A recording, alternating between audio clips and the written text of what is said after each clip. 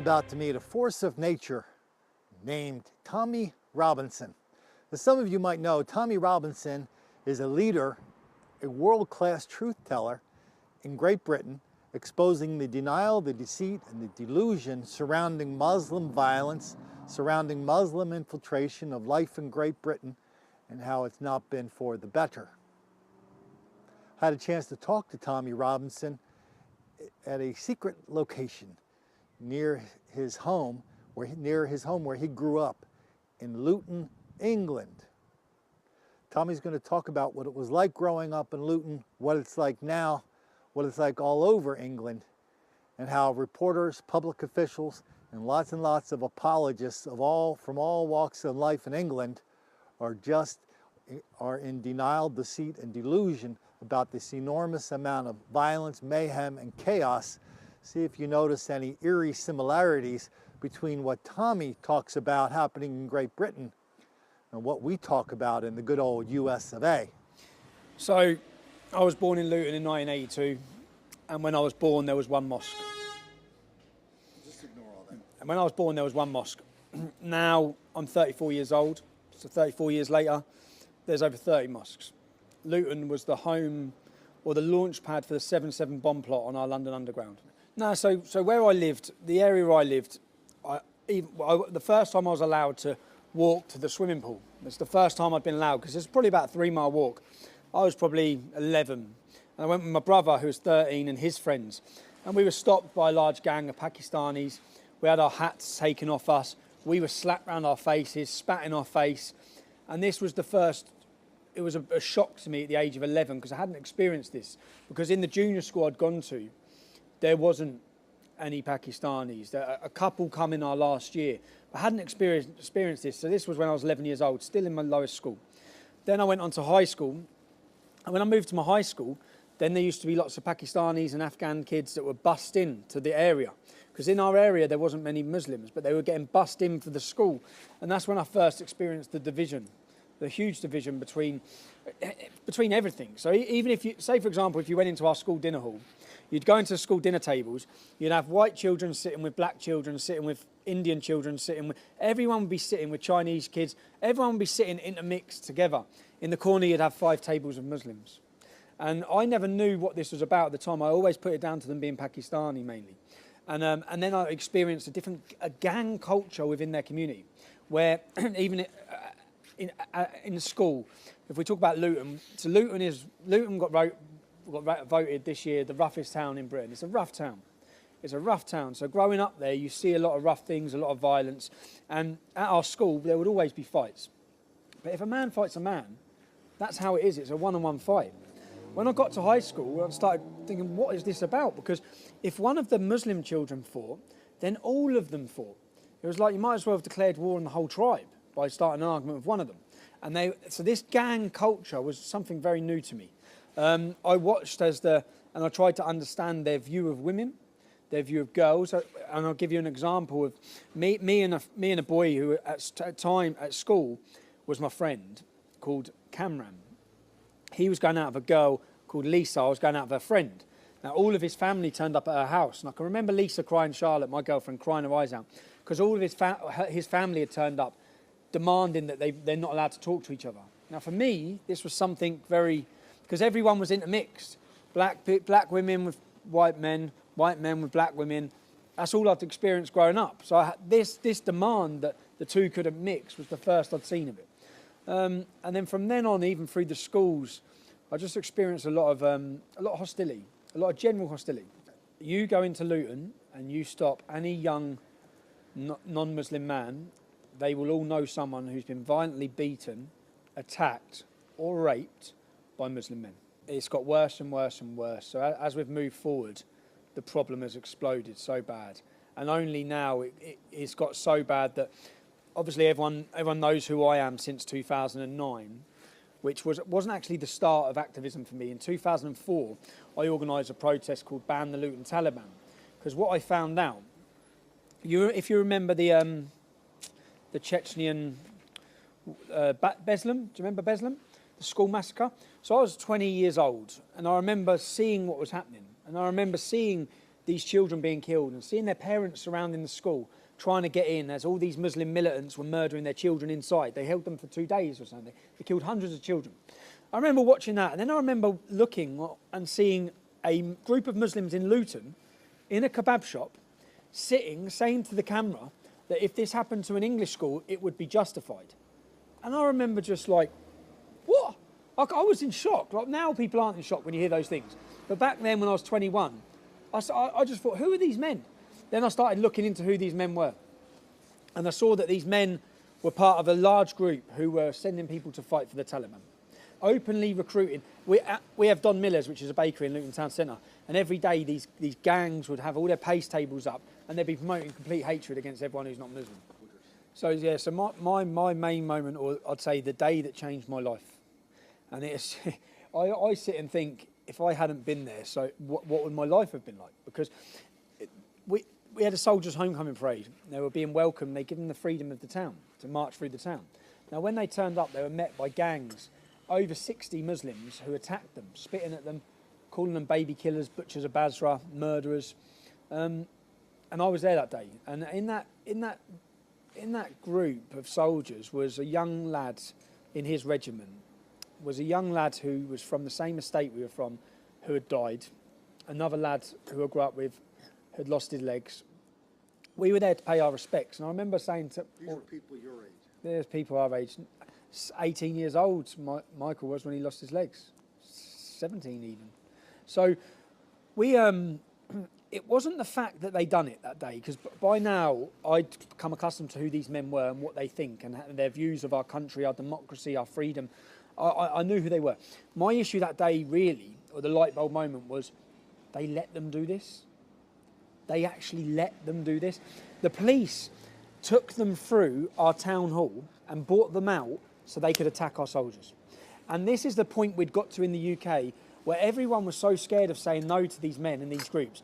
Political correctness had become that powerful that the Muslim community had never heard the word no. So anything they wanted to do, they were allowed to do, because everyone was so worried about being called Islamophobic or extremist or racist. So they attacked our soldiers, and I remember speaking with my cousin Kevin at the time, Kevin Carroll, and saying that if we let this happen, if we stand by and let this, what happened today, happen, then what is next? And I've watched my whole life, and the first leaflet I made was in 2004, and in this leaflet it spoke of the huge racism and violence and the sexual exploitation of our young girls and our daughters and our sisters being aimed at us from the Muslim community, and the fact that no one's doing anything. The fact the police are allowing this to happen. When I talked to you, I had a cousin, a second cousin, who was gang raped by Muslim men. She was hooked on drugs by them, groomed. We call it in this country, they call it grooming. And she was gang raped. And I remember when I was a young boy, probably 11 and 12 at the time, listening to the big family meetings and the families crying about what was happening. And they'd go to the police, and the police would do nothing. They wouldn't arrest these men. And that may sound unbelievable to people sitting there thinking, what, these men raped her, and they wouldn't do anything. Our conservative estimate is that at least 1,400 individual children in Rotherham were victims of sexual exploitation over the 16 years. By victims, we are not talking about children who were at risk of sexual exploitation, who were friendly with victims, or who moved in the same circle. The 1,400 victims are those who had actually experienced sexual exploitation, as I have just defined it. They would not do anything. When you went to the system that's supposed to protect you, they failed you. And this has all now become clear evidence. Everyone now knows this through government reports on a town called Rotherham in the UK, where 1,400 young girls were gang raped by Muslim men. And it's come out that the authorities, social services, the police, the mosque leaders, there was a conspiracy of silence between all of them to allow and facilitate the rape of our youth. And the reason given? They didn't want to be deemed as racist. That's how powerful political correctness has become. Yeah, so after September 11th, remember in the days afterwards, as the world was shocked, I think everyone can remember where they were that day. I remember where I was. I was working at Britannia Airways at Luton Airport. And I remember it all unfolding. And within days, we had posters put at our local shops. When you went up to the shops, this is what I try and get people to understand. So people who don't understand where we're from and what it was like growing up where we grew up. They had posters, Magnificent 19, and they had a picture of 19 19 symbols, and then the magnificent 19 for the 19 hijackers. They were glorifying them as this great thing they'd done. Then, in the colleges, all the Muslims were celebrating, and then every year after that, in the coming years, we had a mass celebration parade in our town centre by the Muslim community for September 11th, on September 11th. Yeah, so Muslims in general don't integrate into anything to do with non-Muslims. So they have their own of everything. Even, do you know one thing that shocked me with this? You can speak about the local football stadium. Sorry. Our football stadium is in the heart of the Islamic ghetto, surrounded by 30 mosques. It's where all the Muslims live. You go into that stadium on Saturday afternoon, there's no non-Muslims that live there. But yet on a Saturday, there's 10,000 non-Muslims in the stadium and not one Muslim. So the ground's been there since the Muslim community have been there. They've never once got involved in supporting the local team. You go to an England football match, there's no Muslims. It becomes the Queen's Jubilee, there's no Muslims. You go to any national celebration of our country, there's no Muslims. They do not integrate or assimilate into any part of our life. Even one thing which I found was crazy, I got into a debate on a radio with a supposedly gay Muslim, and I found out that they even have their own gay clubs, Muslim gay clubs. So even in that sense, they don't integrate. They still everything separate themselves from.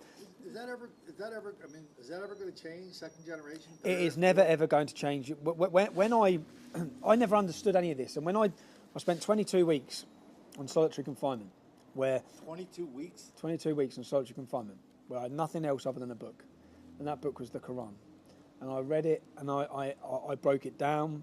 And I tried to understand it. And I say, for example, I just wrote references.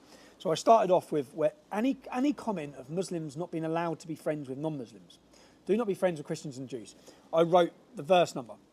And before I knew it, going through, I just had pages and pages and pages of references. And then everything just began to click in my brain. And my whole life experience in Luton just made sense. I just thought, oh my God, it's this. This is what it is. It's this book. They believe that. It's this book. If you're teaching these children from the age of 3 or 4, all of these verses, all of this scripture that tells them that we are filthy, that they cannot be friends of us, do not take Jews or Christians as friends, they are your enemies. When you teach this, then you create Muslim ghettos. You create complete parallel systems where one group believe they are superior due to the teachings in their book than everybody else. They believe we are subhuman, that we're like cattle, we're described as cattle. So it was only when I dissected this book that and it was actually sent to me, when I was in prison, it was sent to me by a dawah centre who thought they'd try and convert me, but rather than convert me, they just opened my eyes to everything I'd seen. And it was like a jigsaw, just the final bit just plugging in.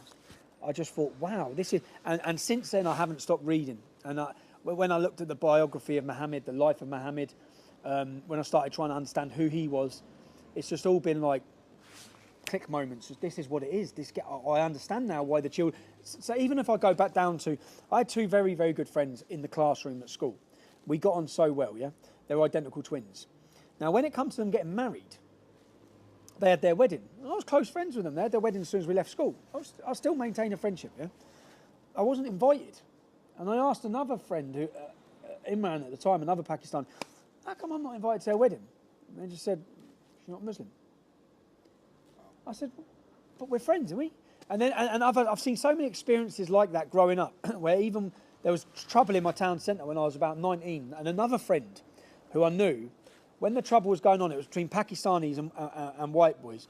And as this is going on, the Muslim lad who I knew, he joined in with the other Muslims, even though he knew us and didn't know them. He knew us and didn't know them. He still backed them up. When I spoke to him the next day, he said, I have to. He said, they're believers, you're not. And it's just all these moments, just like, what? But as a young lad, you don't get it. And I've had so many moments like that that have brought me to where I am on Islam and understanding how the community works. Tommy, is there any hope for England, for people in England opening their eyes to this? The British public, their eyes are open.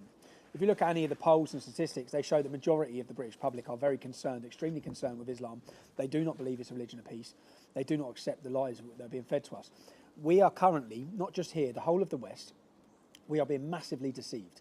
A huge level of deception led by politicians and the media into what Islam is. And if you go back through our history, if If you just go back 100 years, you go back to 70 years, you go back through British history, through American history, everyone told the truth. The people whose job it is, and it's their responsibility to educate the masses on a danger and threat, they warned of what Islam was. Churchill, Sir William Gladstone, military leaders, clergy leaders, American prime ministers, Thomas Jefferson. Yeah, time and time again, these people warned, and they told the truth. And right now, I think that if everyone, and when you see the polls of how the public are feeling, so yes, it's happening. Is it too late? No. The only reality is that there's going to be no solution to this without mass carnage and chaos and civil unrest. Now, none of us want that, but I've come to trying to find ways, thinking of ways, trying to find reform. At a point, I thought, can we try and reform this? Can we bring the reformist leaders up? Can we reform them up? And then you start thinking, am I going to roll a dice on the reformation of Islam, which hasn't done it for 1400 years, when they did try and do it 200 years ago? When Abdul Wahab tried to reform Islam, we got true violent Islam, which is Wahhabism, which is the biggest, most extreme sect in the world. So are we going to roll a dice on our country's and children's future that Islam will reform? No, it's not. It's not going to reform. It can't reform because the Quran is the literal word of God. Well, they say that they're scared. People are scared. And when you say fear is paralysing, and they have managed to paralyse our complete political elite. They're completely paralysed. No one knows what to do. You're in a situation where only 5% of our country is Muslim, and they've got the whole country terrified. And if you look at why, and I'll try and understand why, when we started the movement, the English Defence League, when we were marching into city centres, and there was a lot of hostility, there was a lot of clashes. When you look at the Bradford riots, and you look at what the Muslim community done in Bradford in 2001, you look at the cost to the economy, you look at the mass riots and the attacks on police. Now, I've watched and I've had meetings with, and I'll give you another example. We were in Birmingham, and Muslims come out, and we understood that a Muslim had attacked a police officer with a brick, and he'd been arrested. Now, when we got home on the Socialist Workers' Party forums, I read that 200 Muslims and an imam went to the police station, and they demanded that the man who was arrested be freed without charge. And he had been freed.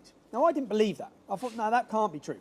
So in my next meeting with the top hierarchy of Birmingham's police, in a build-up to a demonstration, I asked them this question. I said, I've read this. And he just went, yeah. And I went, what do you mean, yeah? You let him go because the imam told you to. And then he said, look, Tommy, what we have to weigh up is one man's arrest against mass riots from one end of this country to the other.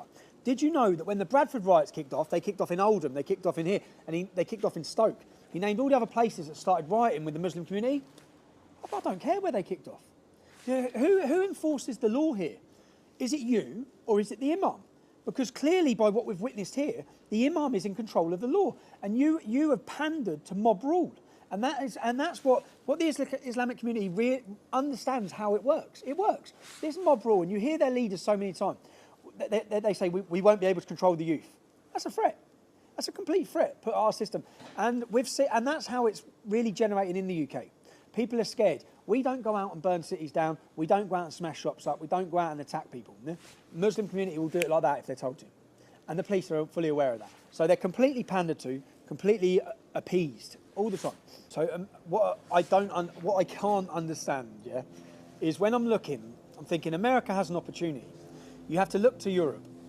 Even if you just look at the UK, terrorism offences go up 60% every year. We've just had the most recent figures out.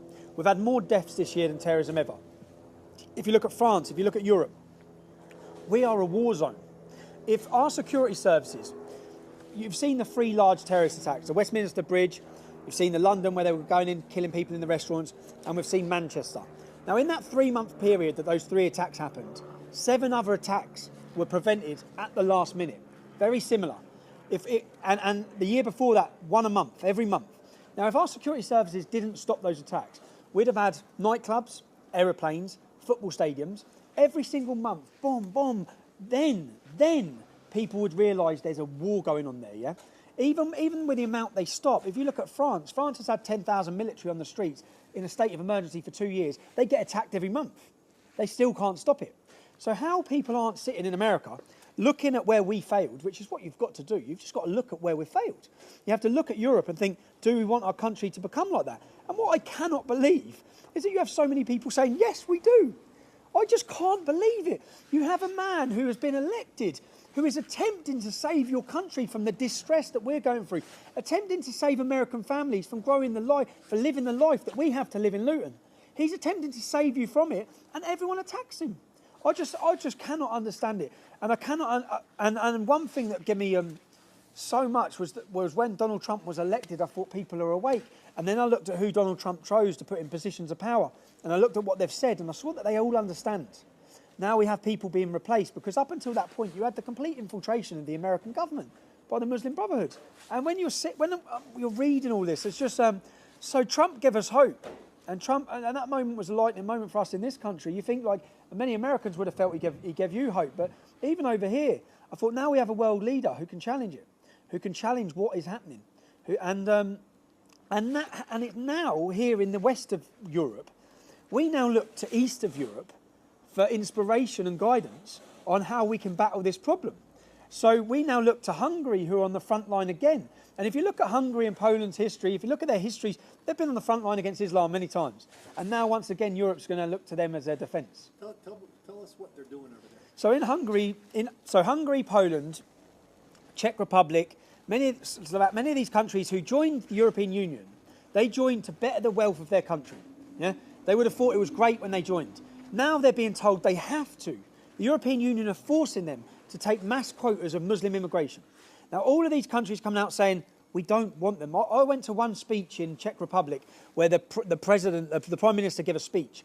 And in his speech, he said, we have 500,000 immigrants in the Czech Republic. We're not against immigrants. We do not want Muslim immigrants. We do not want people who will not respect our culture, our laws, our way of life, or our women. Okay? Now, you just have to look at the rape statistics or across Europe, what's happening across Europe. So Poland's leaders, Hungary's leaders, their leaders are speaking for their people. And they're able to do that because their countries have not been mass infiltrated. They don't have millions of Muslims who, at a click of a finger, will riot and burn things. So they're able to stand up and just say it how it is. They're able to identify the problem where it is, and they're able to speak for their own countries. And because of that, the European Union are already now trying to destroy Poland, to destroy Hungary, in any way they can, whether it be with infiltration of systems, like what we saw in Ukraine, with the European Union done in Ukraine. They're trying to do similar things now in Poland and cause uprisings. And it's just, I'll just look to think, where are we heading? As a father of three, as a man who loves his country, if you've anyone in America, you have to learn from what's happened. And how every country and every people should learn from history. We have 1,400 years of history to look through to understand that 45 countries have turned to civil conflict and lost when Islam has become a majority. Now, why we think Britain will be any different, why we think this is a different era of time, it's exactly the same ideology. Whether you pick up in Afghanistan or you pick it up in Britain, it's the same book, it's the same preachers, it's the same problem. So in Luton, this is where you have to learn, and you have to realise you can be walking around your community one day and just like that, it's changed, and it's changed forever. And that's how quick it can happen. Because if you take, and this is not Tommy Robinson's word, this is the government growth, demographic growth forecast by 2030. So, a mere 13 years from now, the Bangladeshi and Pakistani community of Luton will increase by 70 to 77%. 70 to 77% by 2030. The black and white community, 1.2, 1.4. So that is when you see the mass scale of how big. And when you look into that and you think, well, some people might say, well, why is that a problem? Why is that a problem? We say, because of the problems that come from the Pakistani and Bangladeshi communities, whether it be honour violence, whether it be intermarriage between cousins. If you look at the statistics for that, in one city in the UK called Bradford, 76% of Muslims marry their first cousins. Now, I can't say the word, consanguinity, innit? That's what it's called, where you're marrying your cousins. Now, the birth defects. In the UK, 3% of 3% of our population is Pakistani. They are responsible for over 30% of birth defects. So then, and the cost of all of these things, the cost upon the system, the cost upon the country, the cost upon the benefit system for how many disabled children are. Every time you see a Muslim family walking with 4 or 5 children, there's one in a wheelchair. Every family. Because they're all intermixing, they're all inbreeding. That's what they're all inbreeding. It doesn't help anyone. And they're only doing this again. All of this again comes down to because Muhammad did. Because Muhammad married his cousin. It's okay. It's halal. And so, yeah, and then the cost of that, and then if you want to go on to the cost of terrorism, not even the cost of terrorism, but also we have 3,000 would-be jihadists on monitor 24 hours a day, 7 days a week. To monitor each person takes 3 groups of 9 people. So 27 men per day per extremist. We have 3,000 on that watch. That costs us £9 billion a year just to monitor these people.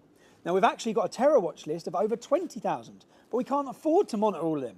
But with the terrorism arrests and offences going up 60% every year, that 3,000, this is where you have to think, in 10 years' time, that 3,000 may be 30,000.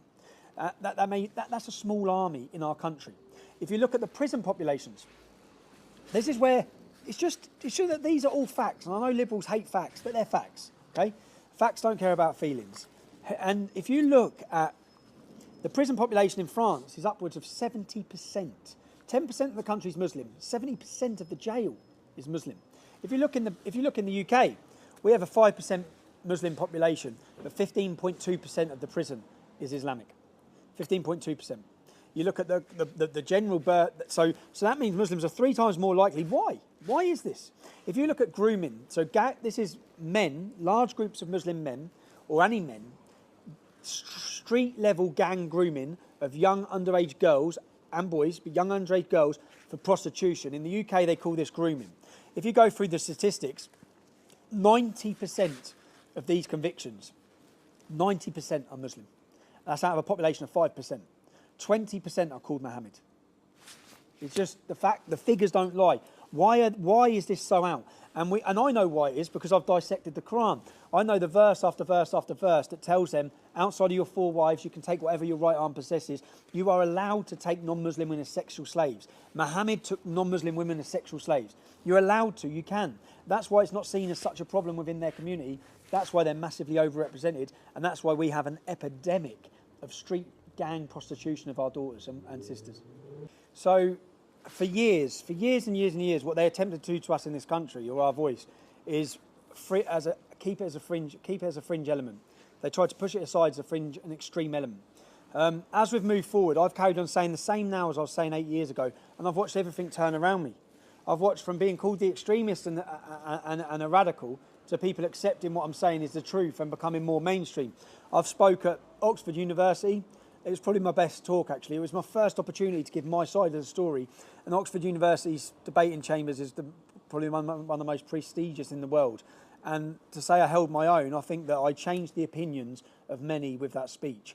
When I went into that hall, no one would talk to me. When I met the students, none of them would shake my hand. None of them wanted to be associated with me. After I gave an 1.5-hour talk and showed them the evidence of what I'm saying, then they all wanted to take selfies with me. And I completely swung it. And I've been on, Jeremy Paxman, one of the country's most famous debaters or interviewers. I've done a segment with him on Newsnight where again, I remember reading in the national newspaper the next day that he was outdone by me. And the reason why he's outdone, the reason why I think I could sit with any journalist, with any person and outdo them on this argument is because I have truth on my side. I don't need votes, I don't need money, I don't need anything. I just want what's right for my country, and there's no price you can put on that. And for all the years they try and stop us, and they've tried to stop us with every tactic, imprisonment, violent beatings, terrorism, wherever there's nothing stronger than the heart of a volunteer. So you won't stop it. When I think of great truth tellers in America, I think of people like Pam Geller, I think of Robert Spencer, I think of David Horowitz, Ann Coulter, lots and lots of other people who talk about the true nature of Islam and the threat it poses to a lot of us. But I've never seen anybody as articulate or as passionate or as knowledgeable as Tommy Robinson is over here in England. This was a profound experience having a chance to meet this guy. And to meet Tommy Robinson is the one phrase that kept coming to my mind was the phrase that a lot of people used about Churchill and other great leaders throughout history. Cometh the hour, cometh the man, regardless of who it makes angry.